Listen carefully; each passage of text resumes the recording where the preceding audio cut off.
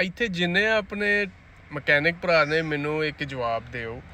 ਆਹ ਜਿਹੜੇ ਕਸਟਮਰ ਪਹਿਲੇ ਤੁਹਾਡੇ ਕੋਲੋਂ ਗੱਡੀ ਲਿਆ ਕੇ ਠੀਕ ਕਰਾਉਂਦੇ ਰਹੇ, ਤੁਸੀਂ ਸੋਹਣੀ ਗੱਡੀ ਬਣਾਉਂਦੇ ਰਹੇ, ਫਿਰ ਉਹਨਾਂ ਨੂੰ ਕੋਈ ਚੀਪ ਸ਼ਾਪ ਮਿਲ ਗਈ, ਉੱਥੇ ਚਲੇ ਗਏ, ਉੱਥੇ ਜਾ ਕੇ ਆਪਣੀ ਗੱਡੀ ਦਾ ਸੱਤਿਆਨਾਸ਼ ਕਰਾ ਕੇ ਫਿਰ ਤੁਹਾਨੂੰ ਕਾਲ ਕਰਨ, ਕਹਿਣ ਉਹ ਬਾਈ ਉਹ ਮੈਂ ਨਾ ਆਪਣੀ ਗੱਡੀ ਇੱਥੇ ਖੜੀ ਸੀ ਇਹ ਖਰਾਬ ਉਹਨਾਂ ਨੇ ਕਰ ਦਿੱਤਾ, ਸਾਰਾ ਕੁਝ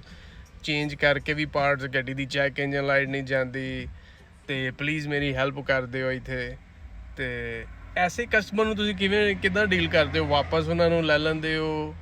ਫਿਰ ਤੋਂ ਉਹਨਾਂ ਦੀ ਗੱਡੀ ਬਣਾਉਂਦੇ ਹੋ ਕਿ ਉਹਨਾਂ ਨੂੰ ਕਹਿੰਦੇ ਹੋ ਭਾਈ ਉਸੇ ਹੀ ਸ਼ਾਪ 'ਤੇ ਵਾਪਸ ਜਾ, ਉਹਨਾਂ ਕੋਲੋਂ ਹੀ ਰਿਪੇਅਰ ਕਰਾ? ਜ਼ਰਾ ਕਮੈਂਟ ਦੇ ਵਿੱਚ ਪਾ ਕੇ ਦੱਸੋ ਤੁਸੀਂ ਕੀ ਕਰਦੇ ਹੋ।